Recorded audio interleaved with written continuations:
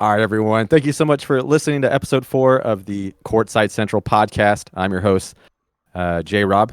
Happy to be back. And we don't have the whole starting 5 here, but it's okay. We'll tell you what happened to him. Maybe Nam will let you know. So we'll go to Nam last, but let's go. J Stone, how you doing, man?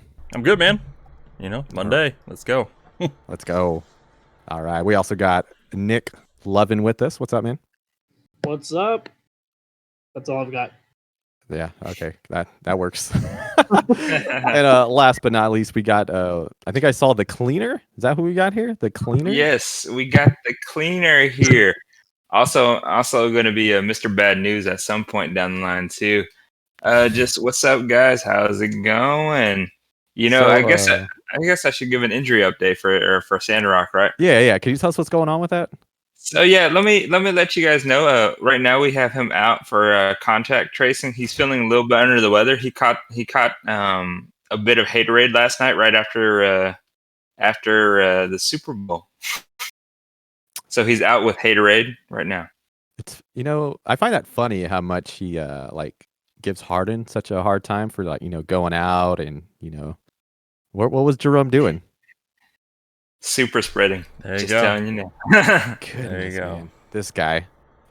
So Jerome, I don't know what's going on with you, but we miss you, I think. Do we all miss him?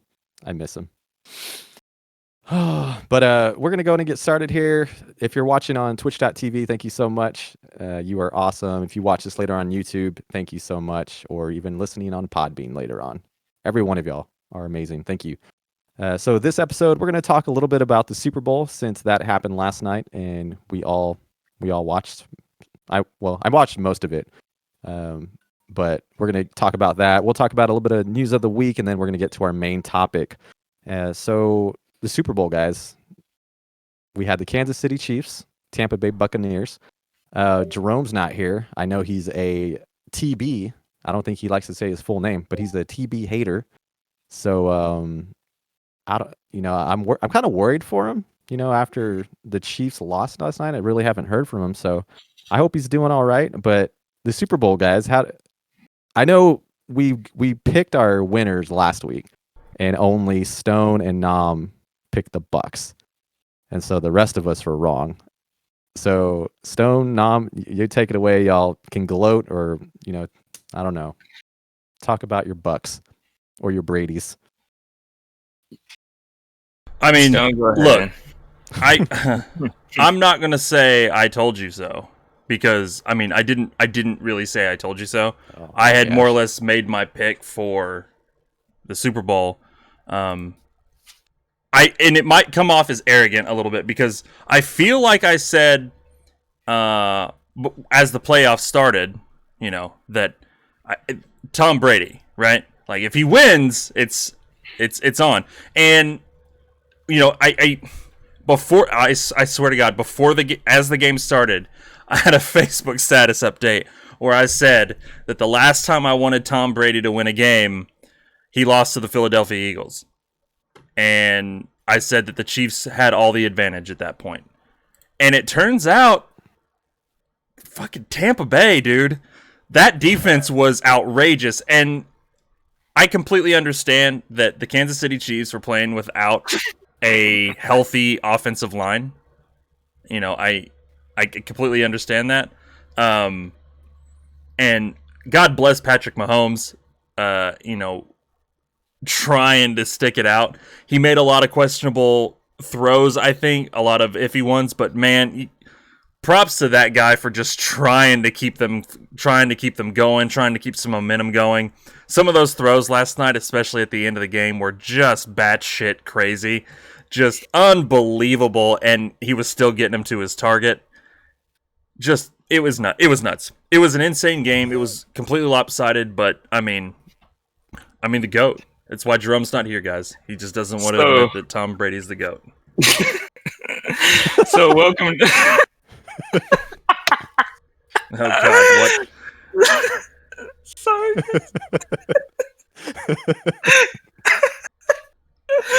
All right, Rome, fill us in. Fill us in.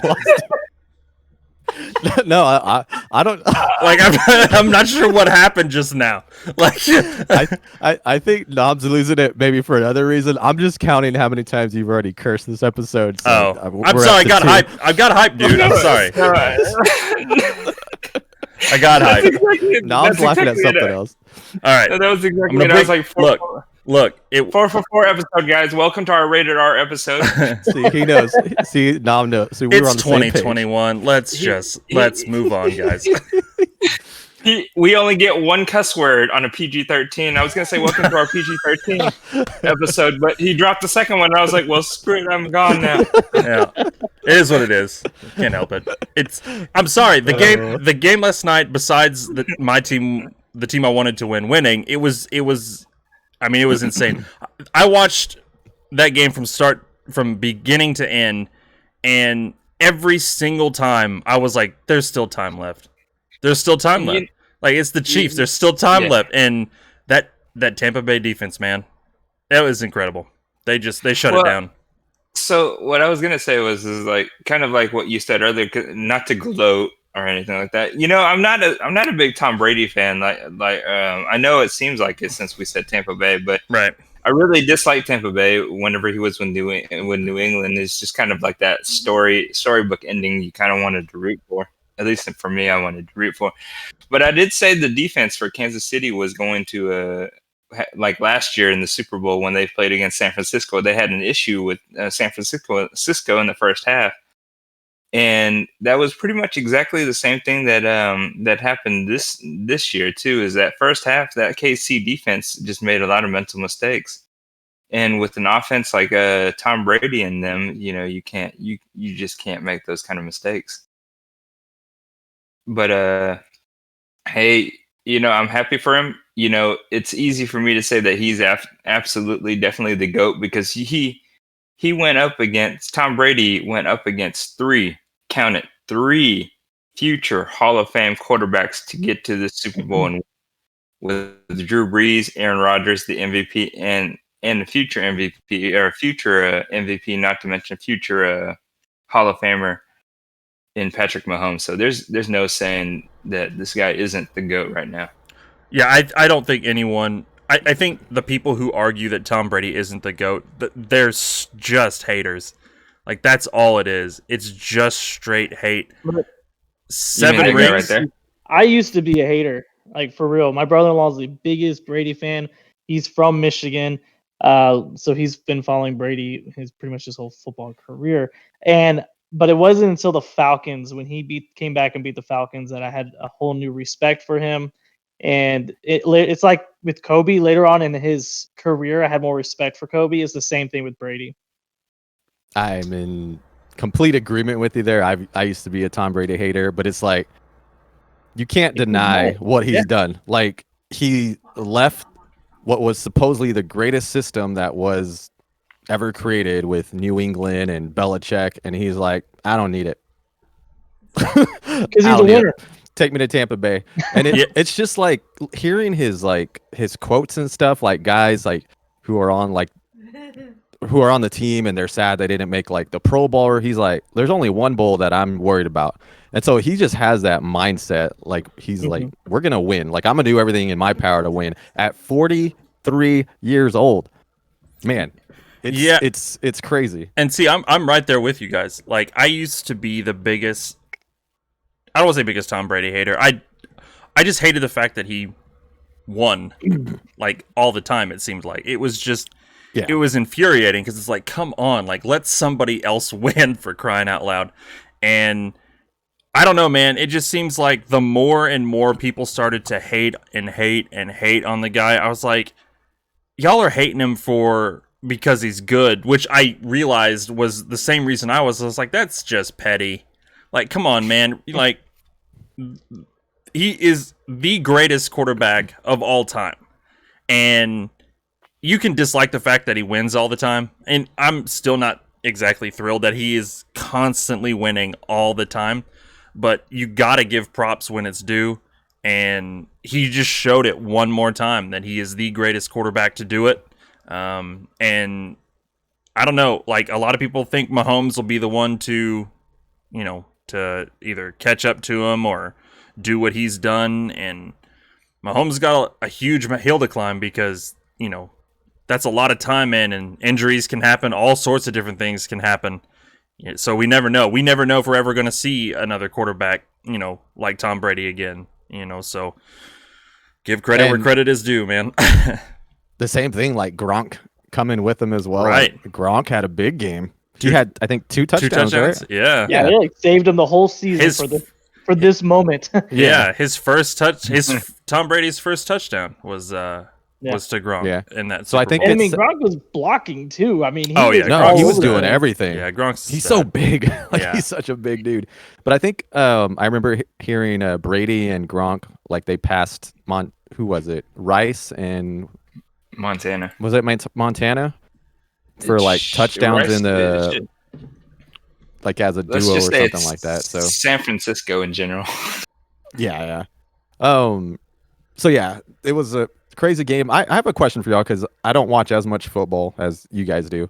But as far as like, has the offensive line for the Chiefs, like, are they just bad, or like I feel like Mahomes was getting Eric beat Fisher was their main guy. And right. They were missing two of their starting offensive linemen. I can't remember which position specifically, but I know they were missing two. But you know what, man? You can't take that as an excuse. Although Eric Fisher's good, and I forget the other guy's name, but they had 2 weeks to get it together. Right. I don't think it's an excuse. I don't think when people say they had two injuries, because it's true. And honestly, like I was seeing posts on Twitter, people saying that they need to get rid of Patrick Mahomes, and I'm like, are you nuts? Have you lost your mind? Like Cleveland fans? I mean, like no. Chiefs fans literally saying I know, but like with the mindset of Cleveland here, right? Well, and my thing is, like, as a Cowboys fan, and all those years that we had Tony Romo, where we watched Tony Romo get just beat up because he had no offensive line. Everyone was ready to just let Tony go, and it's like, how about we get an offensive line and see what happens? And then look what happened. We got an offensive line, and DeMarco Murray just started running the football down people's throats. It was insane. It was like a complete turnaround.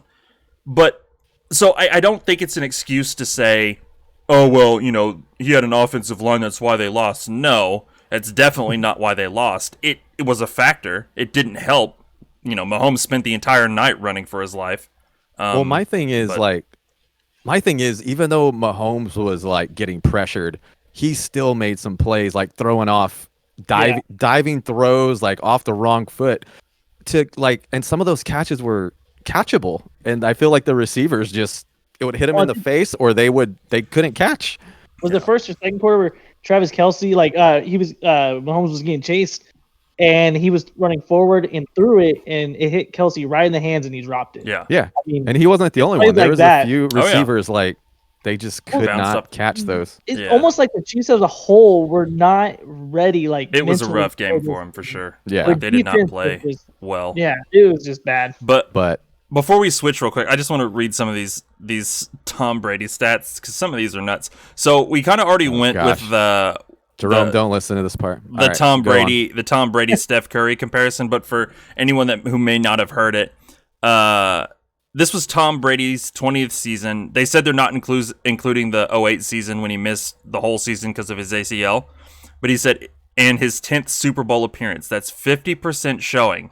Steph Curry's three-point percentage currently sits at 43%. Tom Brady makes the Super Bowl at a better rate than Steph Curry makes threes. Yeah, I remember you saying that last time. That's insane. Like, that's absolutely insane. Tom Brady now has 7 playoff passing touchdowns for the Bucs. This is his first season with the team, and he's already the playoff leader in passing touchdowns. Oh, wow. What? Okay, that's a crazy story. Well, I mean, the Bucs have sucked for a while, so that's they were what, 7-9 last year? The only other person would be Brad Johnson that took him to the Super Bowl that year before. So I mean, it's a long time. Yeah, that's pretty crazy. The 10 Super Bowl appearances by Brady are more than the Buccaneers' entire franchise has playoff wins, which is 9. If they win the Super Bowl, this will become a tie. And Yeah, no other quarterback is even close to Super Bowl appearances. John Elway starred in 5 Super Bowls. Peyton Manning, Ben Roethlisberger, Drew Brees, and Aaron Rodgers combined haven't even started as many as Tom Brady. Those 4 have a combined 9 Super Bowl appearances. Good Lord. And this last one, it says Brady already has the most Super Bowl wins at 6, but if he loses, he'll be tied for the most losses as well. Jim Kelly lost 4 consecutive Super Bowls back in the early 90s. So if he loses one more. And a lot of people were asking the question, is this a possible dynasty in the making, this Tampa Bay team? I can see why people would think so. But again, barring all manner of injury and stuff like that from this team, it's hard to. I feel like it's hard to say yes because there's so many things that could go wrong. Players get traded, whatever that could keep that from happening. So look. If this team goes on and wins 3 more Super Bowls, sure, but I'm not going to say they are until something like that happens. All right. Well, we are a basketball podcast. So we did want to talk a little bit about the Super Bowl. Real And quick, guys. Jerome.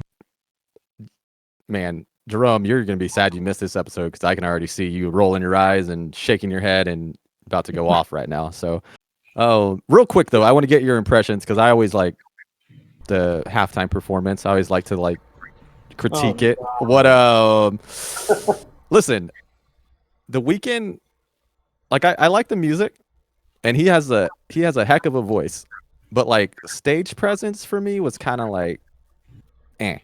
I like the Bruno Mars, if it's not classic rock, because I love the classic rock, but if it's something else, I want some dancing, I want some stuff just to be entertained, and this one was to me. So The jock straps. on a scale from 1 to 10, what do y'all give it? I'm not gonna lie, I didn't even watch halftime. Okay, so Stone, What? you didn't miss too much. I was eating dinner, so yeah. I was joking throughout the entire time about missing J-Lo and Shakira. I'm not gonna lie. It was there. It was all right. It wasn't anything special. It wasn't anything. I think that's what it was. It was just kind of that was cool. But I was gonna say I was waiting the for music. the music. I was waiting for some guest star to come out of nowhere and something, but it just wasn't there. Like Lil Wayne or something random. Yeah. I was gonna give it a 3 just because The Weezy Weeknd. baby. I do like them or like him, but I didn't care for the jock straps. Silent Hill. We go with Silent Hill. Yeah. There's Kaga gave it a 3. There's a mask that'll stop COVID right there. The jock strap. Good Lord. Oh my gosh. I caught the very tail end of his last song. Oh, the audio was terrible too. There was something a little off about the audio too, but yeah. But like I said, I like his music. He has a really good voice, but as far as entertainment wise, it was I wish there was more. Right. So all right. Well, we're gonna move on to the news of the week real quick, and then we're gonna get to the main topic. We're gonna kind of go by these a little quicker than we normally do. So some news of the week, some trades happen, some signings happen. Dennis Smith Jr. and a 2nd round pick are going to the Pistons for Derrick Rose. So Derrick Rose is again a New York Knickerbocker with Tom Thibodeau. This is the 3rd team he's played with Tom Thibodeau. That's a fun last name. So man, every now and then Derrick Rose has some MVP flashes. So he's actually going to a better team. The Knicks are actually what are they? They're 8th. And so I feel sorry for Dennis Smith Jr. Sorry, bud, you're going to last place with the Pistons. But so yeah, that's a trade that happened, and then a signing happened. Nam let me know about this one today. I didn't actually see this one. I had to search for this one. But the Nets signed a forward, Noah Vonleh. So what do you know about him, Nam?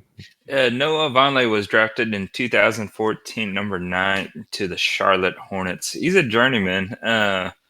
Has played for Charlotte, Portland, Chicago, New York, and played a little bit for Denver last year. Denver and Minnesota last year. So, I I would say, I mean, he still has got a lot more to go together as a number 9 pick, though. It seems kind of a little bit low on and to have him move around so much. He averages 5 points and 5 rebounds for a career average. So I feel like if he can play some defense and grab some rebounds, like that's all they really need. They don't need no offense from him. So yeah, Don't that's for shoot. sure. Just kidding. Whoa, all right. So those are some signings and trades that happened. Some quick injuries. The Bulls, Lauri Markkanen's out for 2 to 4 weeks with a shoulder. I know he's a big part of what they do. Cavs, Larry Nance Jr., he's out for 6 weeks. I had to let him go off my fantasy team. He was actually playing pretty well, but had to let him go. he's a hit and miss guy, right? Yeah, he's hit and definitely a miss. hit and miss. So, but he's on the Like, Cavs, he so he frustrated. can have a good game if he wants on the Cavs. For But fantasy people, you should pick up Jarek Allen then if Yeah. Larry Nance is out. yeah, some other notables. I didn't put him on the thing, but I know is it DeAndre Hunter for the Hawks? Oh, yeah. He's also injured, and then Knicks boy Christian Wood on the Rockets. That's a sad one, man, because he was playing really well. Well, luckily, it's not as bad as what they thought it was going to be. Yeah, it looked bad because he got taken out on a wheelchair, right? Yeah. So yeah, so hope all those guys get better. It's a better NBA when all the best players are playing. So yeah. And one last news of the week: LeBron James. If we're talking about some people's goats, not mine, but he did pass Wilt Chamberlain for third all time in field goals made. So that's pretty impressive. So congrats to LeBron. See, I'm curious. Stats like that, is that more? Would you say more longevity than anything, or I mean, again, not to take away from the stat itself, because obviously that's incredible. But Right. do you tie that more into longevity, or It's so hard because you can throw in the longevity factor. You can also throw out the how many playoffs games he's been in, to where like Jordan shut out his opponents. And he's got to So make the there's- shot though, too. But you Right, have to yeah, make see- the shots. So yeah, it's exactly. like that's that- consistent. yeah, So and that Because I was gonna was say Vince Carter is not on that list, and Vince Carter has been in the NBA forever. true. that's true. True. That's very true. Yeah, so I mean, that's why I was asking. I was like, it's a lot of people will make the longevity argument for sure, but I mean, that's right. You have to make the shots. You have to be able to make the shots. So You know, the one thing I'll throw in here real quick, and sorry, don't mean to try to extend us here, but with LeBron James, and I know all of us are not LeBron James like fans per se, as far as like the GOAT conversation goes, but is he not a better player just overall now than he was before? Because like he can start, like I sit there and I watch him hit like just knock down jumpers from the 3-point line, from the logo and stuff. He is. Yeah. He was always a good passer. He was always a great passer. Yeah. He was always a great finisher, defensive player. It was always his jump shot, like the first few years for me. And he's shooting the 3 ball. He's taking his jump shots. He's a better overall player. Yeah, I agree. He is 36. He is not Thanos. I'm just saying. I mean, yeah, it's one of those. It's one of those where it's like, people, the haters are gonna hate on him. It's whatever, but it's one of those you can't deny how good the guy is. And Oh yeah, I agree. I think he's way better. He obviously everyone has their off games, but he's way better now, and even he's been way better over the last few years than I think he's ever been. It's insane. oh yeah, yeah. I crazy, agree. crazy. All right. So yeah, congrats to LeBron on that. And all right, so we're gonna move on over to our main topic. So our main topic this week is talking about just the whole NBA, every team from the Eastern Conference to the Western Conference, and we're gonna talk about who we think are like legit contenders as far as the standings right now, and who we think are like some imposters or pretenders, whatever you want to call them, that are like 1 through 8 right now. Then we'll go through like who we think is on the lower half that is going to step it up. So I think this one's going to be a really good conversation for us. So we're gonna start in the East, and some of these might go quick because we know they're contenders. They're legit. They're going to be in the playoffs, and this is just playoffs, making the playoffs.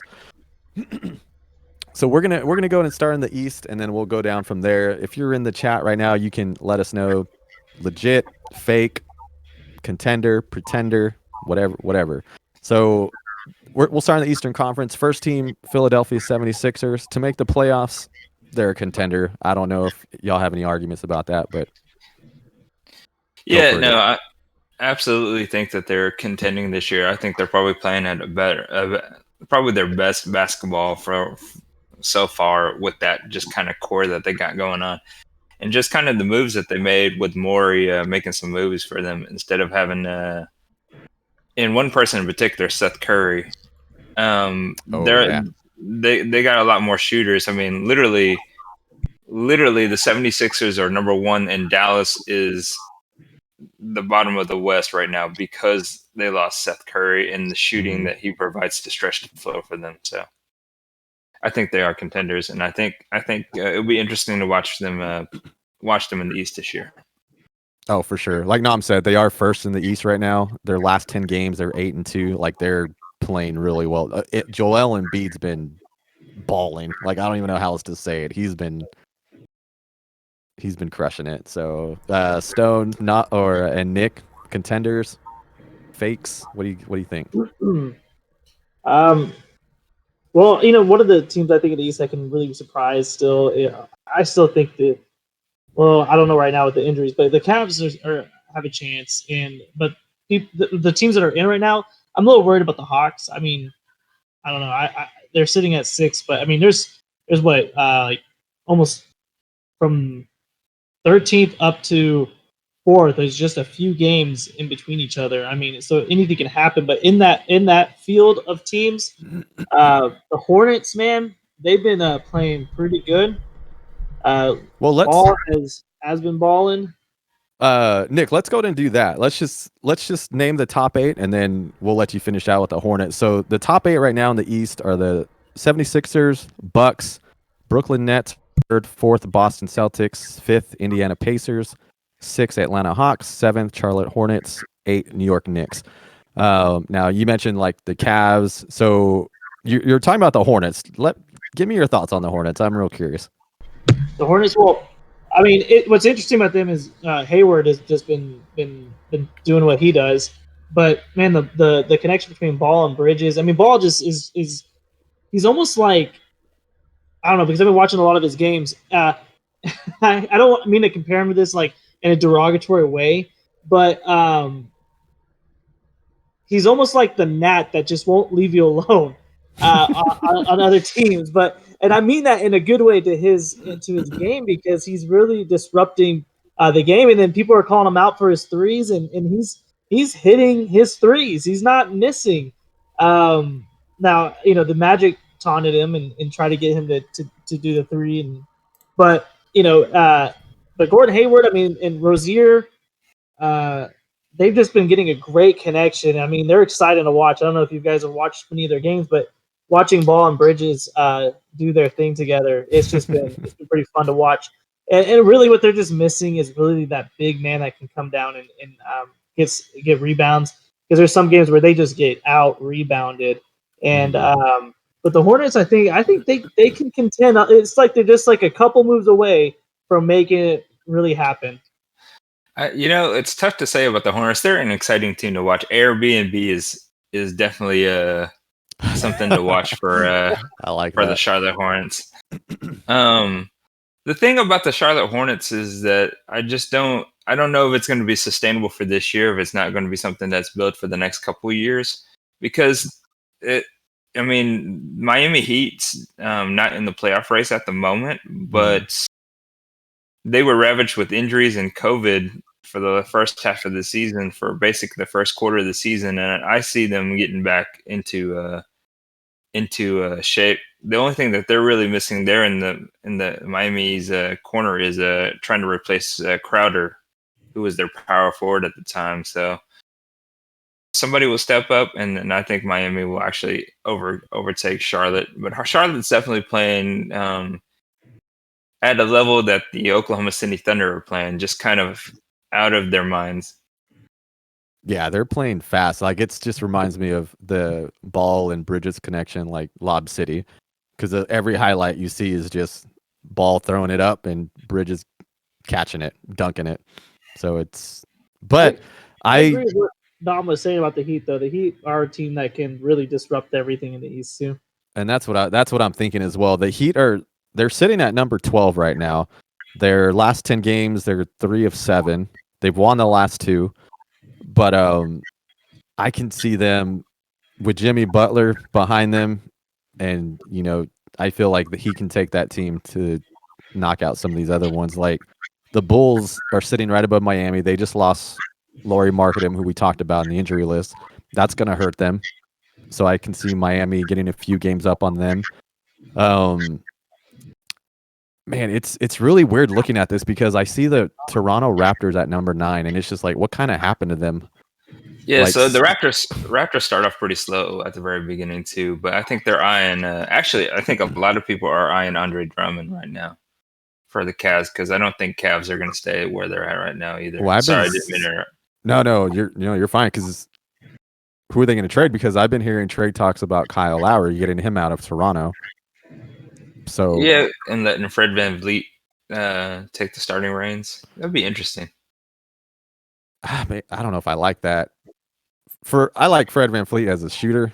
I don't know necessarily bringing the ball up the floor, but I don't know. I don't know. What about you, Stone? Is there some teams that you see like in the top 8 right now that you're just like, nah, they're not making it. Like they're imposters, they're pretenders. Who's that team for you? Man, it's tough, and I think I said it on either the last episode. I think it was the last one. It's still really early, so it's anyone's Well, top spot. That's kind of what we're saying. Like based on the standing, it's early right now. Mm-hmm. So who's your pretender that you're saying, man, it's early, but this team, they're just not going to make it. Like who's that team for you? I mean, honestly, if I'm gonna pick one, it's either the Pacers or the Hornets. Pacers? Yeah, I think the Pacers are staying. I mean, only time will tell. It's hard for me to be objective. I don't want to say objective. Feel reliable when it comes to Indiana, especially recently. That team has struggled so much, and I don't know. Like they do well. I don't know, man. It's tough. I want to say it's Victor. It's Oladipo who. Yeah, that's who it was. It's Oladipo who I think can carry the team. I think they can get there. I don't think he can do it on his own. I think he's with the Rockets now. Yeah. Oh, then there you go. See, there you go. So the Pacers, they got some guys. They got Malcolm Brogdon and Sabonis, who are right. Is it sustainable though? Okay, and again, this is assuming this is assuming Turner, yep. Right. It's assuming 82 game season. All right. So is it sustainable? Don't forget about Chris LeVert whenever he gets healthy too. True. Well, whenever, because again, this is all based on everyone stays healthy. Everyone who is injured can come back in the appropriate amount of time. I don't know. I've never been. I don't want to say I've never been high on the Pacers, but I've never been a avid follower to the point where I'm like, I think this team will go. Not even just to the playoffs, just like I don't think that they make it through the regular season. Now, they've been surprising, but it's not a team that I'm like, okay, this year, okay, they got it. I've never felt that way about them, and I don't think that's going to change. Outside of something drastic. And then same with Charlotte. So Charlotte is just Miller. Okay, we get it. Okay. Yeah. But the same with the Hornets. I mean, or not the Hornets. Oh my God, okay. Same with Charlotte. Yeah, it is the Hornets. You're right, Charlotte Hornets. Nope, we're gonna stick with Charlotte because I still have Bobcats. But I'm not sold on it. Not sold on Charlotte. From 4 down to like 10. I mean, even 4 to 13. It's like all mixed. Like anything can happen. Anything can happen. Or pick up away or trade away from it all being changed. Right. Because I see Toronto getting in the top 8. I see that. I can see that happening. I don't see the Knicks. The Knicks are doing surprisingly well. So I don't see the Knicks being the team to get knocked out. The Hawks, Tibbs is doing a good job there for sure. The Hawks. I mean, Trae Young's a beast. I think the Hawks will stay. I think the Hawks. Right now I think the Hawks will stay. Boston will stay, obviously. And then the top 4 teams will obviously stay.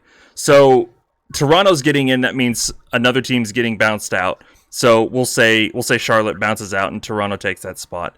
I was gonna say coming back.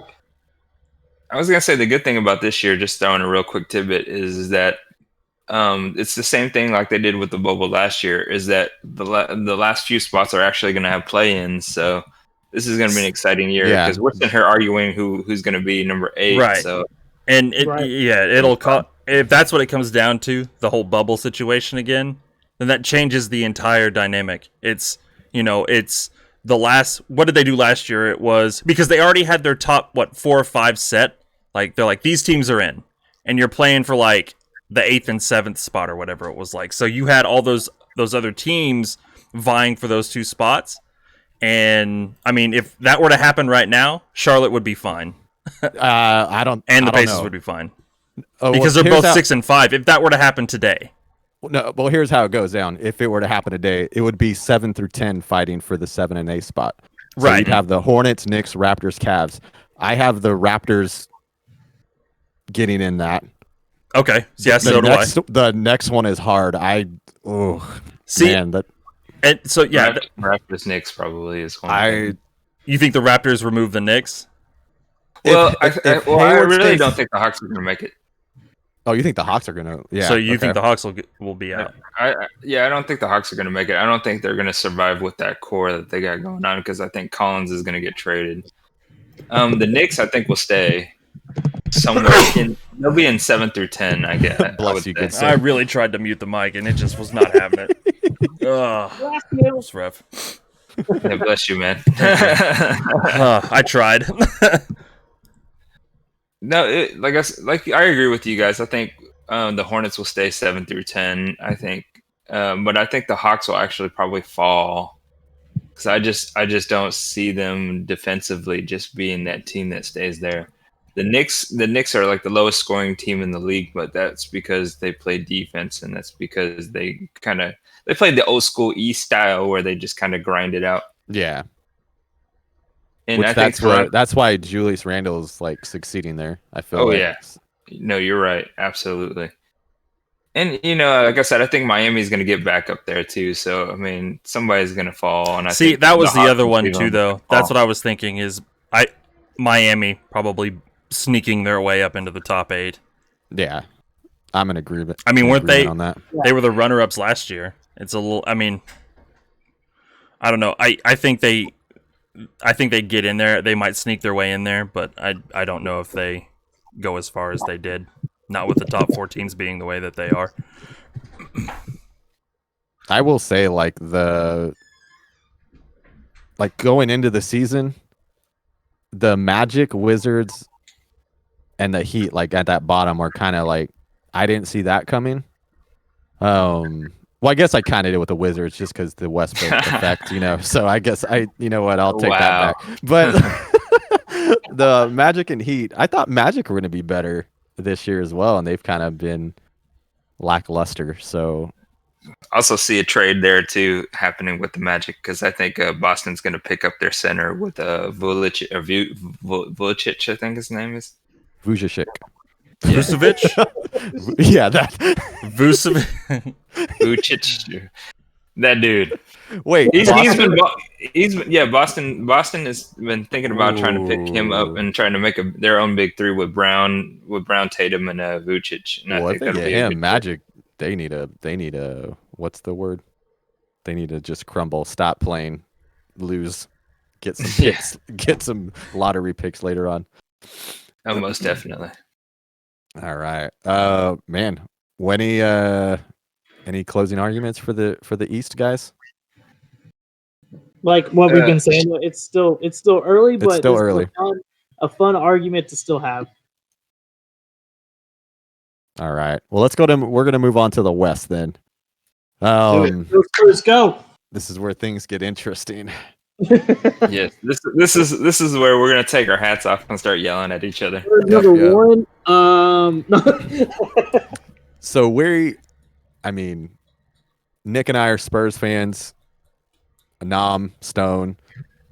I think they're Thunder fans. And then same for Jerome. Does Jerome? I feel like he likes another team, but I forgot. But Houston, right?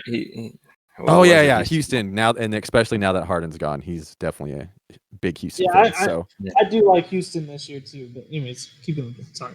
No, and we'll talk about them because that's actually that's going to be a team that we can get into discussion about. So, right quick on the Western Conference, 1 through 8, we got the Utah Jazz, the LA Lakers, the Clippers, the Suns, who have moved up, the Spurs at 5. What up? The Denver Nuggets, Portland Trail Blazers, and then the Golden State Warriors sitting at 8. So yeah, that's the 8 right now. So let's start off right there real quick. Just 1 through 8. Is there one team in there who you're saying they're imposters, they're pretenders, they're just lucky right now? It's early in the season. What's that one team there? Is there anyone in the top 8 that we're feeling that way about? I don't know. Let's hear it. I'm not going to really say the Spurs, but I'm going to say the Spurs. I knew it. And this isn't actually more of a basketball thing, because I watched them play and I'm like, all right, they're a good team, and I really think they should. But the question is what are they doing? Because quite literally, they got 5 players that are on their last year of contract: Patty Mills, LaMarcus Aldridge, DeMar DeRozan. They got a bunch of players that are going to be in their last year who will be free agents next year, unrestricted free agents next year. So I'm curious to see what they're going to do at the trade deadline, whether they're going to be buyers or sellers there. But right now, I have more question marks on the Spurs overall, just in that aspect, than I do their ability to play. Because I think I think they'll make the top 8 if they keep doing what they do. But right now, just kind of seeing their contract situation, I kind of wonder. Well, no one really knows what they do because they're so creative with how they do their contracts. Silence, Stone. I mean, they really have had great. I mean, you can't deny their system and how they do things. I mean, they've just been very, very well managed, and so I don't think we could even speculate. And that's why they don't get talked enough about either. They really don't. And they've won 13 games, so they're doing something right. I'm not the biggest fan of how the team's set up right now. I think there's definitely holes. If DeRozan goes out, we're going to be kind of screwed, I think, for the rest of the season. Sure, we've got guys that can step up in roles, but they're not a consistent player. But that would be that's actually my team in the West that is could drop from the top teams, and of course the Wizards. I mean not the Wizards. The Warriors. You never know what's going to happen with them. I mean, they're kind of, Steph Curry's going to do what he does, but it's just what are the rest of the players going to do? They are exciting to watch, but I just have my list up here. Actually, I just lost it. But you don't know what the Rockets are going to do. If they're going to bump some teams down, or what's going to, to me, the Spurs and the Warriors are the 2 teams that can kind of move down. Yeah, I agree with Nick as far as Golden State, because I think that's one of the biggest questions I think everyone had is, can Steph Curry carry that team? And I don't know if they're going to be able to go, all season and get that far. It'll be tough because you look at 9 down, and if Golden State doesn't go, then who jumps in that spot? Dallas. I think. You think Dallas will turn it around? I kind of agree honest with Lauren in the chat with the Pelicans. If anyone's going to take that, I think it is the Pelicans. I was just about to say the Pelicans I would take over than the Mavericks. Yeah, the Mavericks look no. I would say this: anything from like the Golden State Warriors and down right now, if they catch fire, then they can make it. Besides the Thunder and the Minnesota Timberwolves, those are the only two teams that are going to stay down there. Right, but as OKC fans, we knew what we were going to get going into this season. We weren't expecting much. I mean, as a Spurs fan, I wasn't expecting much either, but well, but we had. I mean, I know I had already said pretty specifically if OKC can win half or more than half their games this season, I'm fine with that. It is what it is. Yeah. If they made it to the playoffs, like that's insane. Like that would be incredible. An incredible season for this team. But I don't see it happening. I don't see OKC even being 9th or 10th. So I'm not seeing that happening. Dallas has a long climb, dude. Like that's. I feel like there's just other issues with Dallas right now. A Like, long time, but like it's just catching Luka, fire. 11 to 8. I think it is, but I think like Luka is a little frustrated there. They're 9 games back from, Dallas is. Dallas is at 9 games back. Well, they're 9 games They're back not from 9 Utah, from Yeah, the first place. from- Yeah. right. From the I see what you're saying. Yeah. I see what you're saying. Yeah. Yeah, if you're just trying to get into the play-in, I don't think Just squeeze in. I think the arguments. I mean, right now Sacramento's catching fire, which is why they're even in the conversation. Mhm. And Portland at 7 is. I just don't think Portland's going to stay there. See, I kind of agree with you. For me, it's between Portland and the Warriors because Portland, besides Lillard, who's a stud, and Yeah. McCollum, it's like I just don't see anyone else there. But they've also, I mean, they've also been able to stay, in the playoffs at least. Yeah. These last 2 seasons that I can remember. I'm trying to remember how far back they go, but I don't know if I would say Portland's not going to be in the playoffs. They've been able to at least contend, or at least get there. If anything, I kind of want to go with Nick on this. I don't know if Golden State's going to make it there.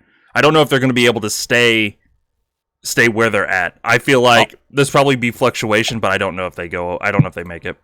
I'll say this because my whole thing changed recently because the injury of Christian Wood for the Rockets, I feel really hurts them. If he's healthy, I like that Rockets team. I like Wood, and I like them to take out Rockets would take out either the Blazers, Warriors, and Pelicans moving on up. So, but with that injury to Wood, like I feel that really hurts the Rockets, in my opinion. No, I agree. Yeah. I mean, because with Boogie coming off the bench was probably a better fit, just so that he can help kind of guide that second team. Right now, PJ Tucker hasn't been playing very well. He's just, I think he's kind of like lost in space right now. Yeah. He's a good player. He's just kind of lost in that system and how they're playing and what they're going for right now. So I do agree with you guys there. The thing about Golden State that to me is I have a little bit more confidence in is that they're doing as good as they're doing right now without actually knowing who they are. And I think once they kind of figure it out, you'll see them kind of step up a little bit more. Because I don't know if the Kings are going to sustain. I don't know if the Rockets, like you said, with Wood being out, is going to sustain.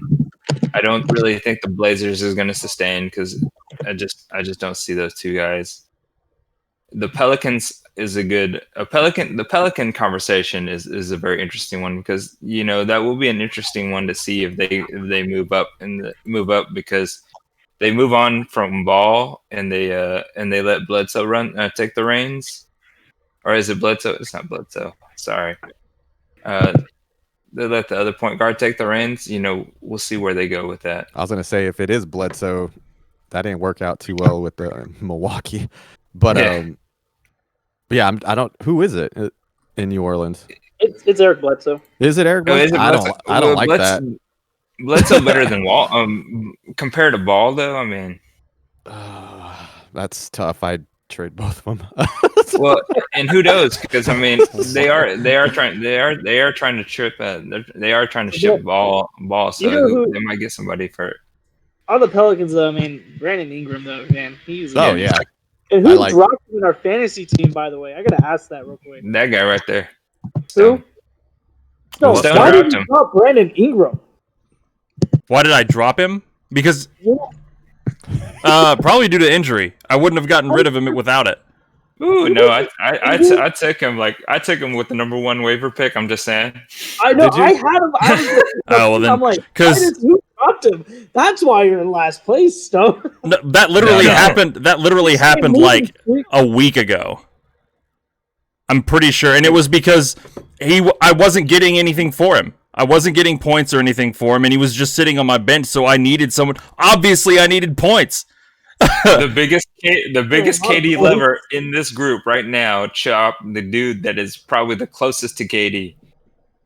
Yeah, without having KD. Points. that's Yeah. too You guys bright. see We that can't right see there? that. No, Yeah, we Nick, can't. your phone's way too bright, man. Okay. Yeah. We got 68, 52, 46, 27, 36, 42. He's scoring. Hmm. Well, Yeah, Yeah, I 'cause need him. there against was Robles. there was a So- reason why I dropped him, and I'm telling you, it's because I think he had been sitting on my bench for I don't know, like 4 or 5 weeks, and That's because you don't look. no, I'm Sorry. Yeah, sorry. dude, I've Let's not get literally too been far looking off. at it for like the last month, and I mean, there was no, I didn't see any value in holding him, so I just dropped him for I think it was Joe Harris, yeah, because I needed someone, I needed any kind of points, so I just made the switch. So, I mean, just kind of going back though, do you guys think that Utah is a championship contender this year? man, that's a good question because I didn't want to bring up that topic. Like, I don't know if we saw Utah playing this well, but man, Donovan, Gobert, Bogdanovich, Bogdanovich Yeah. that guy can shoot. and Joe Ingles, which drives me insane. And Joe Ingles, and then Mike Conley's like starting to find his way, even though I think I got rid of him or I'm thinking about it. So be on the lookout for that on my fantasy team. But I feel like he's starting to learn the system. I don't know why it kind of took him so long to fit in because I thought he was gonna be an instant fit when he went to Utah, but it's kind of been a rough ride. But I mean, I feel like he fits well there, and they got the size. If they go against the Lakers, Yeah, I mean, you know what I'm gonna say? I think they're contenders. Wow. yeah, I think they might make it to the Western Conference Finals because I mean, who knows what happens between the Clippers and the Lakers there? Even though LeBron, AD really just hasn't been playing as well, and LeBron has legitimately been kind of carrying that team. Just give it to the playoffs. AD will show up. The I Lakers mean, will get to the playoffs. AD's game will go through the roof. So what you just said is like what the Spurs have said throughout all the years. It doesn't matter what happens in the regular season. It's all about the playoffs. So like someone like AD and LeBron James, they've been there. They know what the stamina they need for the playoffs. So I don't really judge their performance right now until it gets closer to that Yeah, point. but I mean, shortened off season. They're both besides LeBron. LeBron's just a machine. I wonder if AD is not going to be tired when he gets there. Did y'all Really see cool. LeBron's quote about this last double overtime that they Yeah, won? his heart wasn't made for the double overtime right now. Yeah, he was like, "My body's ready for a glass of wine, and I just wanted to be over with." I mean, And they won. I'm not too concerned with AD. I mean, it's early. That's all we can really say. Yeah, it's yeah. super early, and No, it is. that load management's going to kick in, and there's going to be games where they're like, all right, just don't even sweat it this time. Just take it, chill out, whatever. And then, we'll get into the later half of the season. If for whatever reason the Lakers are in danger, quote unquote, or anything like that, I don't see it happening. But say it does, we'll see a dramatic change probably. But I'm not too concerned about it, honestly. I'm just thinking like the Lakers and the Clippers are going to meet before they meet in the Western Conference Finals. Yeah. So they're not going to be playing the Western. They're not going to be in that finals. You're saying they're going to play like second round maybe. Probably is what I'm thinking. I think they'll Yeah. end up playing second round. The other question too is, what do you guys think about the Phoenix Suns and where they're going to be, where they're going to finish? I'll say this: the hype was bananas at the start of the season for Phoenix Suns. Like I have some friends that are Phoenix Suns fans, and they were just all on board this year. And not even them, like even basketball analysts, like talking so well because of the Chris Paul, which I'm one of those where like I think Chris Paul is overrated. Like he's a great player, Wow. and but I don't know like I No, feel it's a like fair he statement. I feel like he is just like too much hype. He's a great player. Like I have nothing against Chris Paul. He can pass the ball. He has great leadership, but well, it depends. Harden would disagree, but you know, I just think he's overrated. I don't get what the whole like hoopla is about him at sometimes. Like they think he's like Jordan. I feel like that sometimes it's like I don't know where. I don't know. I might be alone on that island, but I'll take it. I just think he's a little bit overrated. Just gonna say that. I mean, I agree with you, Joe, because he can't finish. I mean, he's like that player that's great during the season, but when it comes to playoffs, I mean, he's still good, but he just can't get it done. But you know, they do have Devin Booker, which Booker just he's you know, it's been like, okay, this is the year. Okay, no, because all my friends that are Suns fans, every year they're like, "This is it. This is the year." And that's Suns fans. That's just like people that live in Arizona are just like in love with their teams. And it's funny when you see like the culture of fans in different towns, right? But uh, I like the Suns. I think they've got all the potential there with Aiton. He's still growing up, but you know, I don't think they're gonna go. I don't think they're gonna go to like as deep as what people think they're gonna go. I think they're gonna make the playoffs, but not go like very deep. So do you think? So you guys are basically saying the Suns are basically replacing the Oklahoma City Thunder this year, as far as being in the playoffs, because That's a good just kind of comparison. because of his leadership, and because I mean I think Chris Paul brings different things and not necessarily all the skills on the floor, but just his leadership and just kind of how he's helped the young guys. And you know what's sad is like we all talk about Devin Booker, right? And we expected the Devin Booker that came from like the bubble, but you know, not one of us chose Devin Booker as someone that was going to be on our All-Star team, even an All-Star starter. Why would that be? Why is that? You know, That's true what you said right there. I think that's why a lot of like analysts as well is because they did play very well in the bubble, and that might have been like going into this season, a short off season. They're still going to be kind of hot, and you know that chemistry was starting to come together, which it actually wasn't at the beginning of the season, but they've turned it around. They're fourth right now, 6-4 in the last 10. So that might be why though, is because I forgot how well they did play in the bubble. They were trying to get in, and I you know, credit to them. yeah, I don't think, at least my opinion on Chris Paul, I agree that if there's people out there who still think he's the same player he was, you know, 7-8 years ago, whatever, it's not the same guy. He's you know, he's older. It looks like he's moving the same like he used to, but I don't think he is. I think he brings I think he brings a good leadership and like just a good play style to any team. I honestly feel like, and I think I said this last year, watching Oklahoma City, I think I would have rather had Chris Paul all those years instead of Russ. Oh, 100%. And Russ is way better athletically than Chris Paul. Not even a question. But Chris Paul just does so much more for a team, and I think that's what I'm kind of with you, Elvis. I don't see him as being like this mega superstar because he's just not. But he is good at what he does. He's great at what he does, and whatever James Harden's beef is with him, I think that's just a James Harden thing.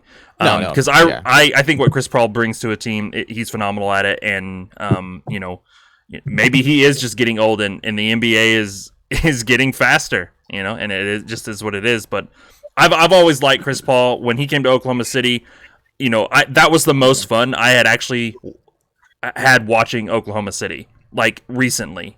Like, that team was just so much fun to watch. So I don't know. I've kind of like got a lot more respect for Chris Paul after last year for sure.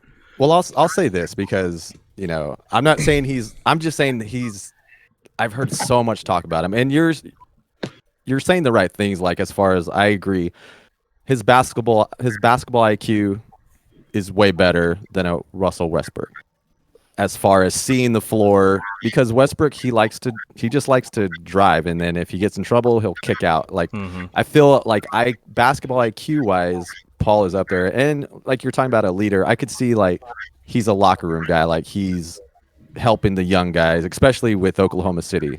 I have questions about before, but I saw it in Oklahoma City where he was like, he took that leadership role, and he was like, yeah, I'm the veteran here, I got to teach these guys. Like, and I think that is big for teams. So yeah, I can see that. Actually, I really think now that you guys are talking, you guys kind of sparked something in me here.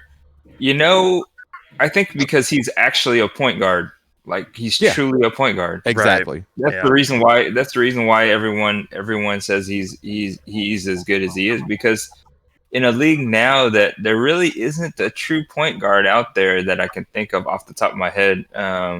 Besides Chris Paul, because a lot of people are now known for just trying to shoot the ball, like Damian Lillard. People that we think are top point guards are shooters. Steph Curry probably gets pretty close to doing both, but he doesn't have those same assist numbers and just kind of like being able to handle the ball, control the pace, and everything like that. So I think it's just because he's a true point guard. That's the reason why. That's the one thing that we were definitely missing in OKC, which we can argue up and down and talk about it later, but I'm not going to. So it's because you're right. I'm not entirely sure you're going to get a whole lot of argument. No, well, I mean, there's that, and there's a long discussion because I think he Dwayne Wade came in as a point guard, moved into a 2-guard position. Westbrook should move to that 2-guard position a long time ago. I mean, even Allen Iverson came in as a point guard, moved to a 2-guard position. There's reasons why they moved to the 2-guard position. They should have let what Kyrie did, or is doing, not did. Like, Kyrie's kind of taken over the 2-guard spot and let James Harden run the point. And I don't know. I think Kyrie looks way better at it too. I mean, he can obviously play point, but I think he just looks better at it too. Russ would have been way better at it too. And there's one more team that I do want to talk about, the Memphis Grizzlies. What are y'all's thoughts? I was going to say, because I love Ja Morant, man. Like, I love watching him play, but that's where it stops. Yeah, they don't have a. Well, I was gonna say they have their center too, the one that they took from Toronto and Valanciunas. Valanciunas, Valanciunas, who's been doing really well. But the other person that's kind of been in the injury list right now and hasn't gotten back is their other kind of explosive star, Jaren Jackson Jr. Yeah. Who, once he gets back too, as well, I'm kind of curious to see how they are going to mesh and see if they can catch fire. I don't think they're gonna make it, but I think they were in the playoffs. They were in the playoff hunt last year during that time too. So, and they've only gotten better without Jaren Jackson and without Ja Morant. Yeah, both of them weren't playing, and they're still where they're at right now without those guys. I really hope they can get another piece for Ja, because man, that dude is just explosive. Like, I just love his game, and his he has a fire as well, but he can't carry that team. No way. Yeah, I don't think by himself he can carry that team, but definitely if he gets some pieces, man, that's going to be another team. Woo. That's going to be an exciting team for sure. Which, exciting and Memphis don't go together at all. Like, they were always kind of like that big man bump it or beat 'em up team with the Boogie and all that too. Yeah, I was gonna say, weren't they a real grindy team? Like, they would just nose to the grindstone and just push. Like, they weren't real flashy or anything. They were just, I don't want to say bully ball, but that's sort of the play style I kind of think of when I think of the Memphis Grizzlies like, especially when OKC would always run into them in the playoffs. You're always like, damn it, man, this is going to be a grind. Like, they were going to have to work for it. They were physical.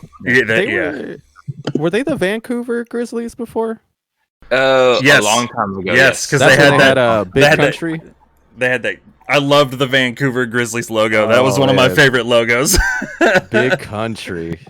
Big I don't know country. why I just thought about that, but yeah, I don't think the Grizzlies are gonna. I don't see them going up to the playoffs this year, sadly. That's So, fair. But yeah, what are you laughing at over there, Nick? So he dropped Marcus Smart in fantasy. He's still dogging on him for his fantasy choices. Well, no, Marcus Smart is out for like 1 to 3 weeks or whatever, and Nick's like, you got rid of Ingram, and I'm like, Marcus Smart's an Oklahoma State guy. It's okay. Yeah. I take Ingram, and we're okay. Nick's upset because I got Ingram. Marcus Smart's an Oklahoma State guy. It is what it is, man. No, that's a good pick. That's a good pick. Yeah, and Marcus Smart is an Why you're in State last guy. place, you go with Stick to your your heart. gut. You go with your heart in fantasy. And hey, don't forget, man. They Boston likes the Oklahoma State guys because they had Tony Allen for a while too, as well. Oh, that's true. Yeah. And they also picked up what's his name? Or actually, he's not in the league anymore. I forgot. He was a shooter, young kid. Can't. Think What can of I his name all say? of a sudden. Got a soft spot for Oklahoma State guys. You know what I mean? It's like I can't just dog them like that. Ingram, whatever. That's why Get out. Hawks are an amazing team. Oh. All right, y'all. We'll go ahead and end the stream there. That was a fun talk. I know we can talk a lot longer and dive deeper on those teams because I really want to talk about what's happening in Dallas because that's a big question mark for me at the moment. But yeah, I'm excited for all the teams are playing well this year. I was really excited for the Houston Rockets once Harden left, but hopefully Wood will come back soon. But yeah, thank you everyone. If you're listening, if you're live right now, if you're listening to this and you're not live, we record live on Mondays at 8 p.m. Central, and that's over at twitch.tv/JRobles44. And then that's the same with the YouTube. We put these on YouTube later on. So if you're watching there, thank you. That's the same, JRobles44. But if you want to get in contact with us, get in the conversation, give us some topics or discuss, even maybe come on the show, you can reach us on Twitter. That's at CSC_pod, or you can email us at courtcentralpodcasts@gmail.com. So if you want to get in contact with us, hit up those two places, Twitter or that email, and they'll be in the links in the description as well. So we're excited to get these episodes going. We missed Jerome this week, but hopefully he'll be back next week. But I don't know. We'll have to. He better be quarantined. That's all I'm saying. If he's not in quarantine, then he's not coming back next week. He's gonna have to wait another week. All right. Yep. I'll be the Adam Silver of this podcast if I have to. Some fines, too. Oh man. Any last thoughts, guys? You want to say or anything? Now's your chance. Nah, I mean, for the most part, football season's over. So it's all NBA all the time now, and it's going to be an interesting season with COVID and everything. It'll be interesting to see how all this turns out. We're making picks and stuff today. And in a month that could all go out the window. So Tomorrow. Tomorrow it could go out the so window. close. Exactly. Yeah. They're so close. All right. Well, thanks for joining me, guys. Go for it now. No, I was gonna say, man, it's gonna be an interesting conversation come trade deadline. Yep. We kind of thought trade deadline was gonna be quiet this year, which it still can because Bradley Beal is gonna stay put in Washington. But watch for those other pieces. It's gonna be some fun talks. Anything you want to say, Nick? No, I think I've said everything. You have. Hopefully, you'll have your headset next week. That'd be awesome. Fully charged and everything. That'd be nice. All right. Well, we're going to close out with this final thought from Shadow Dragon. Basketball is a superior sport. No truer words have ever been said. Thank you, Shadow. Appreciate you being here in the chat. We'll catch y'all next time. Bye-bye.